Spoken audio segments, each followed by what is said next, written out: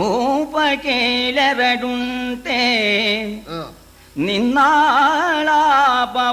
ಕೈಕೊಂಡೆದೆನುತ ಮಹಾಪರಾಕ್ರಮಿಯೇಳಲು ಒಡನೆತ್ತುದು ನೃಪಸ್ತೋಮ. ತಾಪಸರು ಬಳಿ ಬಿಡಿದು ಬರೇ ಬಳಿಕಾಪುರವ ಹೊರವಂಟು ಭವ ನಿರ್ಲೇಪ ಭೀಷ್ಮದ್ರೋಣರನು ಕಳುಹಿದನು ಮನೆಗಳಿಗೆ. ಭೂಪ ಕಣ ನೀನು ಅಂದ್ರು ನೋಡಿ, ಆ ಪದ ನೋಡಿ, ಭೂಪ ಹಾಕಿಬಿಟ್ಟೆ ನಮ್ಗೂನು ಅಂತ, ಅದಕ್ಕೆ ಭೂಪ ಅಂದ್ರು. ಎರಡು ಉಂಟೆ ಕೇಳಿದ್ ಕೊಡ್ತೇನೆ ಇನ್ಮೇಲೆ ಮಾಡಿಯೇ ತೀರ್ಬೇಕಪ್ಪ, ಆಗಲಪ್ಪ ಅಂತೂ ಒಳ್ಳೆ ಕೆಲಸಕ್ಕೆ ನೇಮಕ ಮಾಡಿದೀಯ. ಯಾಕೆಂದ್ರೆ ತೃಪ್ತನಾಗಿರ್ತಕ್ಕ ನಾವು ಭಿಕ್ಷಾಂದೇಹಿ ಅಂತ ಹೇಳುವಾಗ ಮಾಡಿದೀಯಲ್ಲ ಭೂಪ ಕಣ ನೀನು, ಭೂಪ ಅಂತ ಅದಕ್ಕೆ ಅಂದ್ರು. ಆಗಲಪ್ಪ ಅದೇ ರೀತಿ ಮಾಡ್ತೇನೆ, ದ್ರೌಪದಿ ಊಟ ಆದಮೇಲೆ ಕವಳ ಬೇಡ್ತೇನೆ ಅಂತ ಹೇಳಿ ಭವನಿರ್ಲೇಪರು. ಪಾಪ ಅವರು ಸಂಸಾರ ಬೇಡ, ಯಾರಿಗೆ ಈ ತಾಪತ್ರಯ, ಭಗವಂತನ ಚಿಂತನೆಯಲ್ಲಿ ಪರಬ್ರಹ್ಮ ಧ್ಯಾನದಲ್ಲಿ ಇರೋಣ ಅಂತ ಇದ್ದವರು ಇವ್ನ ಮನೆಗೆ ಬಂದು ಊಟ ಮಾಡಿ ಸಂಸಾರ ಕಟ್ಕೊಂಡಂಗೆ ಆಯಿತು. ಸರಿ, ಅಲ್ಲಿಂದ ಅವರು ಎತ್ಕೊಂಡೇನೆ ಸಮಸ್ತರು ಎದ್ಬಿಟ್ಟಿದ್ದಾರೆ. ಅರಮನೆಯಿಂದ ಅವರು ಹೊರಗೆ ಹೊರಟಾಗ ಎಲ್ಲ ಜೊತೆಯಲ್ಲಿ ಬಂದ್ರಂತೆ.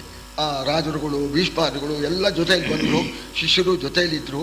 ಆಗ ಹೇಳಿದಂತೆ, ನೀವು ನಿಲ್ಲಿ, ನಮ್ಮ ಮಹಾರಾಜರು ನಮಗೊಂದು ಕೆಲಸ ಕೊಟ್ಟಿದ್ದಾರೆ, ಇದೊಂದು ನಾವು ಮಾಡಬೇಕಾಗಿದೆ, ನೀವೆಲ್ಲ ನಿಲ್ಲಿ ಅಂತ ಹೇಳಿ ಎಲ್ಲರನ್ನು ಹಿಂದೆ ಕಳಿಸಿದ್ರು ಅಂತನ್ನೋ ಸಂದರ್ಭದಲ್ಲಿ ಭವನಿರ್ಲೇಪ ಅನ್ನೋ ಪದ ಹಾಕಿದ್ದಾನೆ.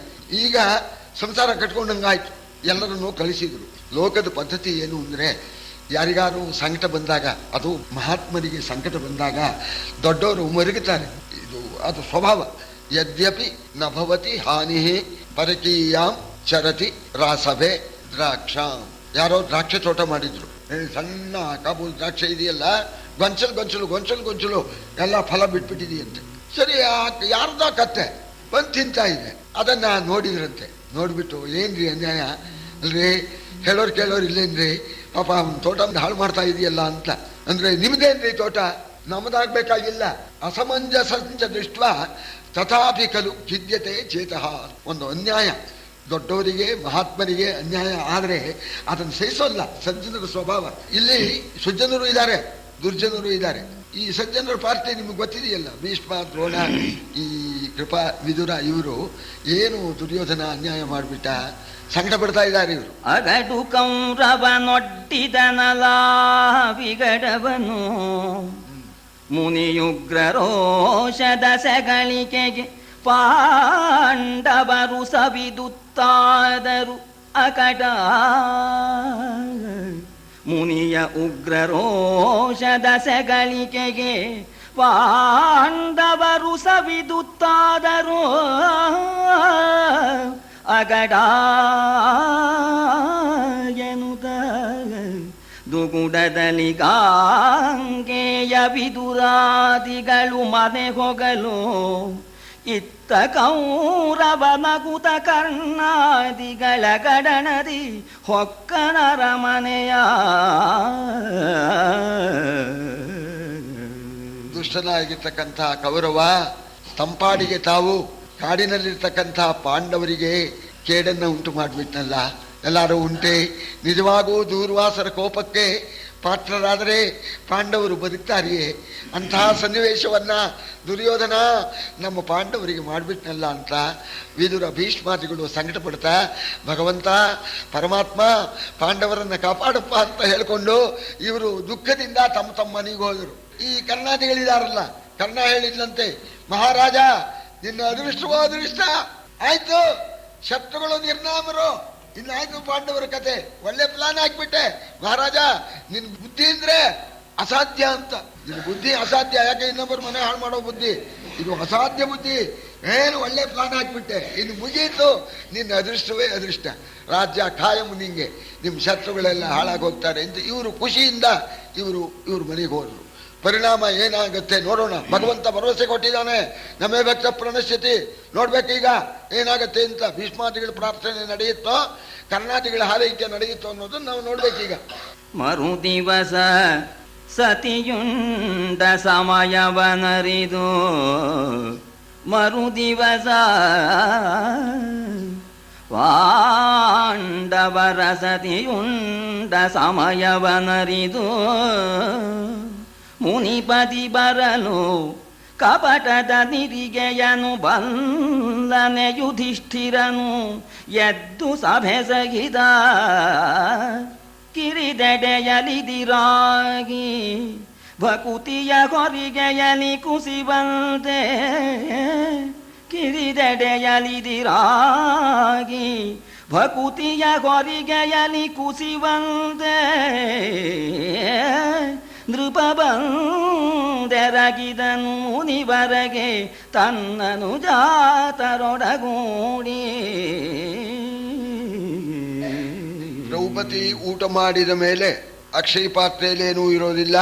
ಆಗ ಇವರು ಹೋದ್ರೆ ಏನು ಕೊಡ್ಲಾರ್ರು. ಆಗ ಸಿಟ್ಟು ಬಂದ್ಬಿಟ್ಟಿರುತ್ತೆ ದುರ್ವಾಸನಿಗೆ, ಶಿಶಿರನ್ನ ಉಪವಾಸ ಅಂತ. ಆಗ ಶಾಪ ಕೊಟ್ಬಿಡ್ತಾರೆ ಅಂತ ಅವನ ಪ್ಲಾನು. ಇವರು ಹಾಗೆ ಸಿಗಾಕೊಂಡ್ಬಿಟ್ಟಿದಾರಲ್ಲ, ದ್ರೌಪದಿ ಊಟ ಆದ್ಮೇಲೆ ಹೋಗ್ಬೇಕು. ಶಿಶಿನ ಕಳಿಸಿದ್ರು, ಅವನು ಪಟ್ಟ ಹೊಡ್ಕೊಂಬಂದ. ಅಲ್ಲಿ ದ್ರೌಪದಿ ಊಟ ಆಗೋವರೆಗೂ ಅಲ್ಲೇ ಇದ್ದ. ಊಟ ಆಗಿ ದ್ರೌಪದಿ ವಿಶ್ರಾಂತಿ ಪಡ್ಕೊಂಡ ಮೇಲೆ ಬಂದು ಹೇಳ್ದ, ಹಾಗಾದ್ರೆ ನಡೀರಿ ಹೋಗೋಣ ಅಂದ್ರು. ಆಚಾರ ನೋಡಿ, ಈ ಮಾತು ಕೊಟ್ಟಿದ್ದಕ್ಕೆ ಶಿಷ್ಯರ ಸಮೇತ 88,000 ಶಿಷ್ಯರನ್ನು ಕರ್ಕೊಂಡು ಧರ್ಮರಾಜನ ಆಶ್ರಮಕ್ಕೆ ಹೋಗ್ಬಿಟ್ರು. ಧರ್ಮರಾಜ ನೋಡಿದ, ಸಾಮಾನ್ಯನೇ ದೂರ್ವಾಸರು, ಅಯ್ಯೋ ನಮ್ಮ ಆಶ್ರಮಕ್ಕೆ ಬಂದ್ಬಿಟ್ರಲ್ಲ ಅಂತ ಆ ಭಕ್ತಿ ಹೆಚ್ಚಾಗಿ, ಆ ಭಾರ, ಭಕ್ತಿ ಎಂಬುದು ಭಾರ ಹೆಚ್ಚಾಗ್ಬಿಟ್ಟು ಕುಸ್ತು ಬಿಟ್ಟಿದ್ದಾನು ಅಂತ ಹೇಳಿ, ಅಂದ್ರೆ ವಿನೀದಿಂದ ಬರಬೇಕು ಅನ್ನೋದಕ್ಕೆ ತಲೆ ತಗ್ಗಿಸಿಕೊಂಡು ಕೈ ಜೋಡಿಸಿಕೊಂಡು ಮಿತ ಪರಿವಾರರೊಡನೆ ತಮ್ಮಂದರೊಡನೆ ಬಂದು ಸಾಷ್ಟಾಂಗ ನಮಸ್ಕಾರ ಹಾಕ್ಬಿಟ್ಟ. ದೂರ್ವಾಸರಿಗೂ ದುರುದ್ದೇಶ ಇಲ್ಲ, ಮಾಡ್ಕೊಟ್ಬಿಟ್ಟಿದ್ದಾರೆ, ಯತ್ನ ಇಲ್ಲ, ಬಂದಿದ್ದಾರೆ. ಆಗ ನಮಸ್ಕಾರ ಮಾಡಿರ್ತಕ್ಕಂಥ ಪಾಂಡವರನ್ನ ಪರಮ ಕರುಣೆಯಿಂದ ದೂರ್ವಾಸರು, ಕುಶಲವೇ ನಿಮಗೆ ಅರಸ, ಕುಶಲವೇ ನಿಮಗೆನುತ ಐವರನೊಸಲ ನಿಜ ಕರತಳದಲೆತ್ತುತ ಒಸೆದು ಧೌಮ್ಯಾದ್ಯಖಿಲ ಭೂಸುರ ಜನವ ಮನ್ನಿಸುದ ಹೊಸ ಕುಶೆಯ ಪೀಠದಲ್ಲಿ ಮುನಿವೇಷ್ಟಿಸಿದನು. ಅರ್ಘ್ಯಾಚಮನ ಪಾದ್ಯ ಪ್ರಸರ ಮಧುಪರ್ಕಗಳ ಮಾಡಿ ಮಹೀಶ ನಿಂತೆಲ್ದ. ಧರ್ಮರಾಜ ಚೆನ್ನಾಗಿದೆಯೇನಪ್ಪ ಅಂತ ಹೇಳ್ತಾ 5 ಶಿರಸ್ಸನ್ನು ಮೇಲಕ್ಕೆ ಎತ್ತಿದ್ದಾರೆ. ಇದೇನು ಸ್ವಾಮಿ ಅಂತಂದವನ ಬಹಳ ಸಂತೋಷಪಾದ್ಯರೇ ಬರಬೇಕು ಅಂತ ಆಶ್ರಮಕ್ಕೆ ಕರ್ಕೊಂಡೋಗಿದ್ದಾನೆ, ಪರ್ಣಶಾಲೆ ಹತ್ತಿರಕ್ಕೆ. ಆಗ ಧರ್ಮರಾಜ ಇವರಿಗೆ ಒಂದು ಹೊಸದಾಗಿರ್ತಕ್ಕಂಥ, ತಾವು ಉಪಯೋಗಿಸದೇ ಇರ್ತಕ್ಕಂಥ ಒಂದು ದರ್ಭಾಸನವನ್ನ ಕೊಟ್ಟ. ಯಾಕೆಂದ್ರೆ ಅದು ಮಹನೀಯರು ಬಂದಿದ್ದಾರೆ ಅಂತ ಹೊಸ ಕುಶೆಯ ಪೀಠದಲ್ಲಿ ಅದನ್ನ ಕೊಟ್ಟು ಅವರನ್ನು ಕೂರಿಸ್ಬಿಟ್ಟು ಪಾದ್ಯ ಅರ್ಘ್ಯ ಪೂಜೆ ಏನೇನು ಮಾಡಬೇಕೋ ಅದೆಲ್ಲ ಮಾಡ್ದ. ಮಧುಪರ್ಕ ಪೂಜೆನೂ ಮಾಡ್ದ. ಆಗ ಬಹಳ ಸಂಕಟವಾಗಿಬಿಡುತ್ತೆ ಧರ್ಮರಾಜನಿಗೆ. ಈಗ ನೋಡಿ ಐಶ್ವರ್ಯ ಇಲ್ವಲ್ಲ, ಯಾಕೆ ಇಂಥ ಮಹನೀಯರಿಗೆ ಸರಿಯಾಗಿ ಸತ್ಕಾರ ಮಾಡೋಕ್ಕಾಗ್ಲಿಲ್ವಲ್ಲ ಅಂತ ಸಂಕಟ ಆಗ್ಬಿಡ್ತವನಿಗೆ. ಯಥಾವತ್ತೋ ಪೂಜೆ ಮಾಡ್ದ. ಮಧುಪರ್ಕ ಪಾದ್ಯ ಅರ್ಘ್ಯ. ಇವನಿಗೆ ಪಾತ್ರೆ ಎಲ್ಲಿತ್ತು ಅಂದ್ರೆ ಆ ಅರಣ್ಯ ಮುತ್ಕದಿ ಎಲ್ಲ ಇರ್ಲಿಲ್ವೇ, ದೊನ್ನೆ ಕಟ್ಬಿಟ್ರು. ಒಂದೊಂದಕ್ಕೆ ದೊನ್ನೆ, ಕಾಲು ತೊಳೆಯೋಕೆ ಒಂದು ದೊನ್ನೆ, ಆಚಮನಿಯಕ್ಕೆ ಒಂದು ದೊನ್ನೆ, ಇದೆಲ್ಲ ಪಾತ್ರೆಗಳು.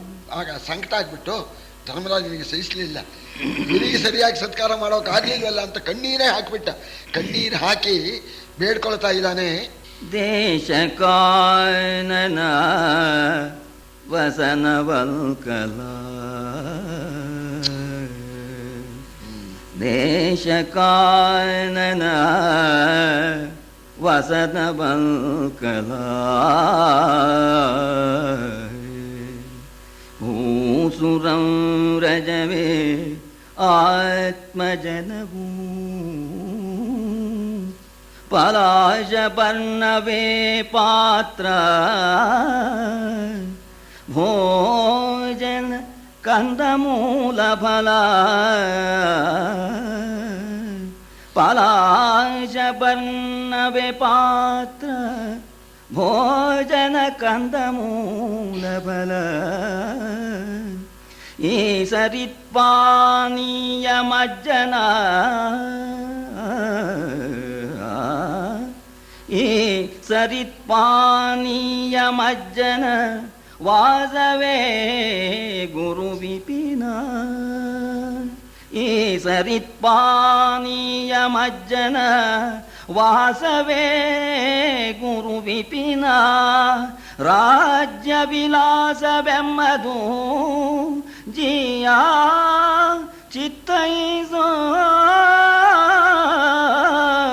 ಇದೇ ರಾಜ್ಯ ವಿಲಾಸವೆಮ್ಮದು ಜಿಯ ಚಿತ್ತೈಸೆಂದ ಯಮಸೂನು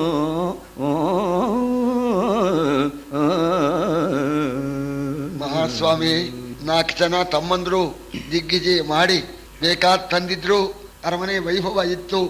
ಆಗ ಬರ್ಲಿಲ್ಲ ನೀವು, ಮುಖ್ಯ ನಮಗೆ ಅನುಗ್ರಹ ಇಲ್ಲ. ಈಗ ದಯಮಾಡಿಸಿದ್ದೀರಿ, ಏನೂ ಇಲ್ಲ. ಈಗ ನಮ್ಮ ರಾಜ್ಯ, ಈ ಅರಣ್ಯವೇ ನಮ್ಮ ರಾಜ್ಯ.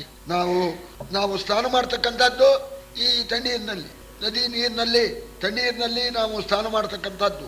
ದೇಶ ಅರಣ್ಯ, ಬಟ್ಟೆ ನಾರುಮಡಿ, ತಿಂತಕ್ಕಂಥ ಆಹಾರ ಸರಿ ಕಂದ ಮೂಲ ಫಲ ಗೆಡ್ಡೆ ಗೆಣಸು ಮುಂತಾದ್ದು ನಮ್ಮ ಆಹಾರ. ನಮ್ಮ ಪರಿವಾರ ಈ ಋಷಿಗಳು, ಈ ಬ್ರಾಹ್ಮಣರು, ಇವರೇನೇ ನಮ್ಮ ಪರಿವಾರ. ಮತ್ತೂನು ಪ್ರತಿಪಾನಿ ಇದು ನಮ್ಮ ಈ ವನರಾಜ್ಯ. ಈಗ ನಮ್ಮ ಸ್ಥಿತಿ ಹೀಗೆ ಆಗೋಗಿದೆ. ಇದನ್ನೇನೆ ತಾವು ದೊಡ್ಡದು ಅಂತ ಹೇಳಿ ಭಾವಿಸ್ಬೇಕು ಸ್ವಾಮಿ.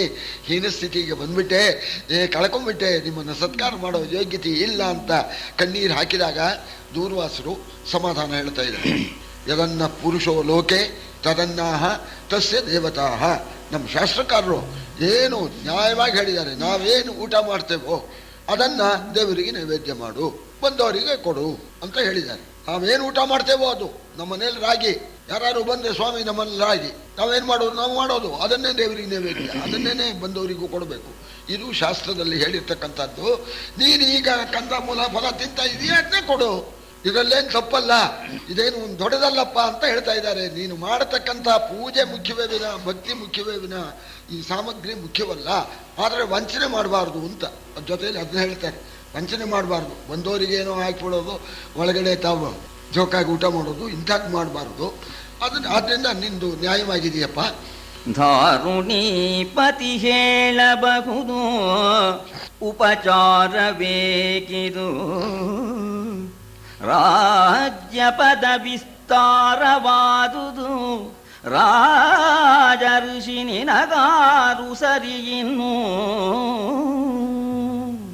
ಸಾರೆಯಾಯಿತಸ್ತಮಯ ಸಮಯ ಉದಾರವನ್ಹಿಯ ವಿವಿಧ ಪೀಡಾಗಾರ ಕುಂಟೆ ಚಿಕಿತ್ಸೆ,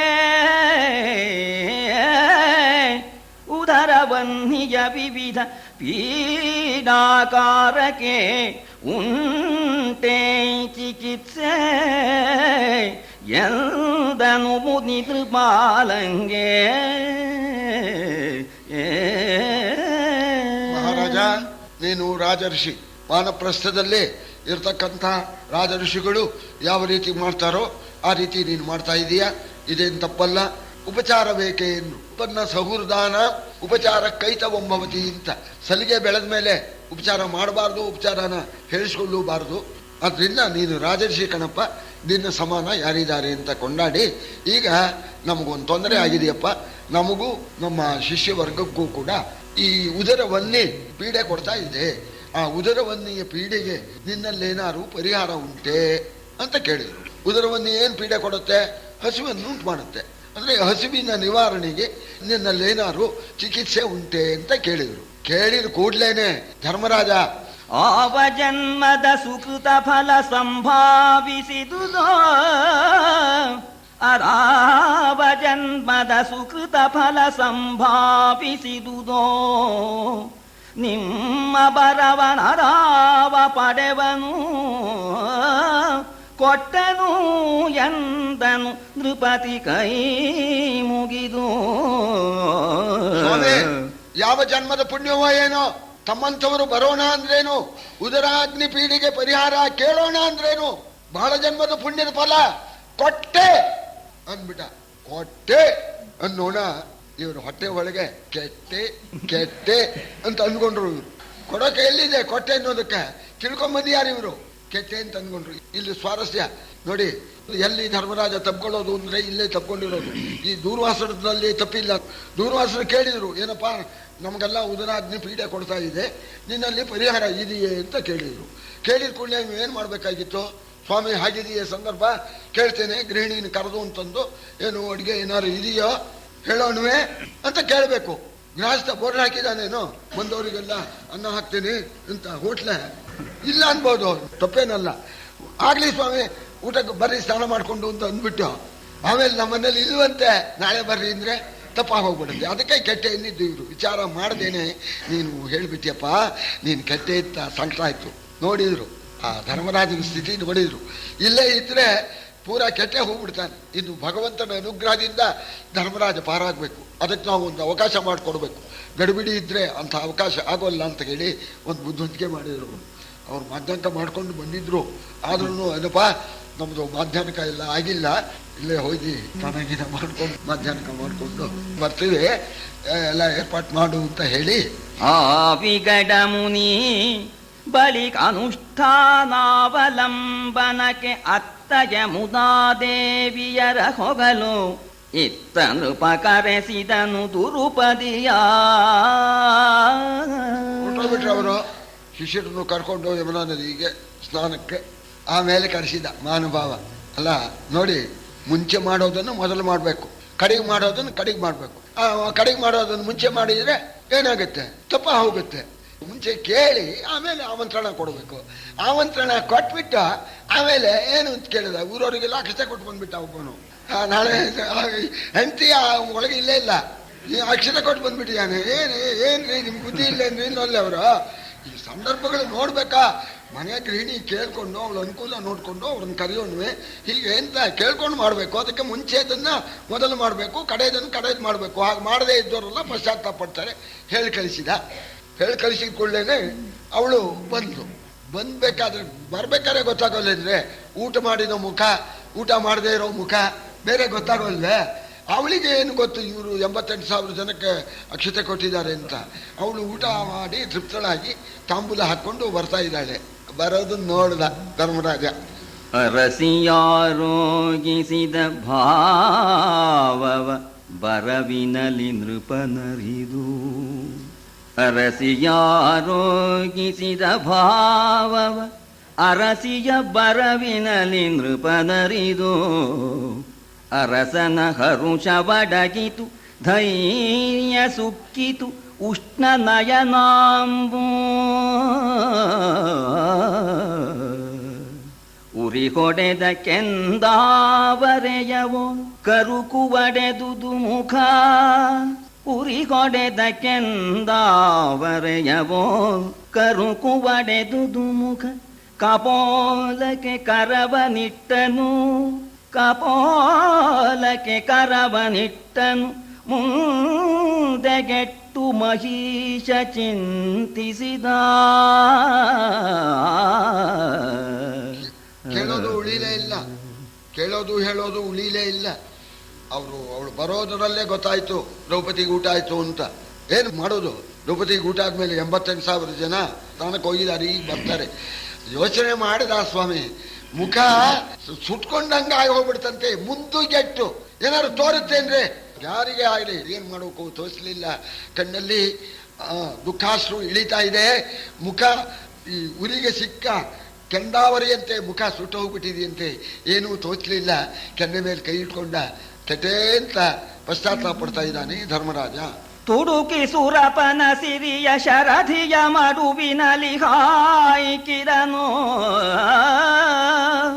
ರೋಷವ ಹಿಡಿದರೆ ಈಗಲೇ ಸುಟ್ಟು ಬೊಟ್ಟಿಡುವನು ಜಗತ್ರಯವ.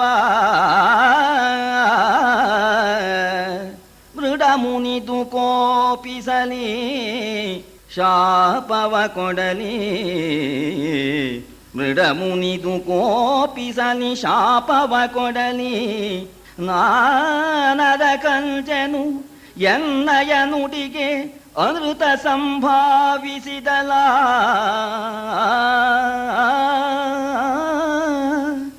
ಎನ್ನಯ ನುಡಿಗೆ ಅನೃತ ಸಂಭಾವಿಸಿದಲ. ಕೆಟ್ಟೆನಾನೆಲ್ದ. ದೂರ್ವಾಸರ ಯೋಗ್ಯತೆಯನ್ನ ಯೋಚನೆ ಮಾಡಿ ಹೇಳ್ತಾ ಇದ್ದಾನೆ. ದೇವೇಂದ್ರನ ಅಷ್ಟೈಶ್ವರ್ಯವನ್ನು ಕೂಡ ಸಮುದ್ರದಲ್ಲಿ ಕದಡಿರ್ತಕ್ಕ ಮಹಾನುಭಾವ ಈ ದೂರ್ವಾಸರು. ಕೋಪ ಬಂದ್ಬಿಟ್ರೆ 3 ಲೋಕಾನು ಸುಟ್ಟು ಭಸ್ಮ ಮಾಡಿ ಬಟ್ಟೆ ಹಚ್ಕೊಂಡು ಹೋಗ್ತಾನೆ. ಅಂತ ಯೋಗ್ಯತೆ ಆಗತ್ ನಂಗೆ ಆಗಲಿ. ಮೃಡ ಮುನಿದು ಕೋಪಿಸಲಿ. ಪರಮೇಶ್ವರನಂತೆ ಇರ್ತಕ್ಕಂತಹ ದೂರ್ವಾಸರು ಕೋಪದಿಂದ ಶಾಪ ಕೊಡ್ಲಿ. ನಾನು ಅದಕ್ಕೆ ಹೆದರಲ್ಲ, ನನ್ನ ಮಾತು ಸುಳ್ಳಾಯ್ತೆ ಅಂತ. ಆಗ್ಲಿ ಸ್ವಾಮಿ, ಕೊಟ್ಟೆ ತಂದಿದನಲ್ಲ, ಕೊಟ್ಟೆ ತಂದಿರೋ ಮಾತು ಹೋಗುತ್ತಲ್ಲ, ನಾನು ಕೆಟ್ಟೆ ಅಂತ ಕೇಳಿ ಬಹಳವಾಗಿ ದುಃಖ ಪಡ್ತಾ ಇದ್ದಾನೆ.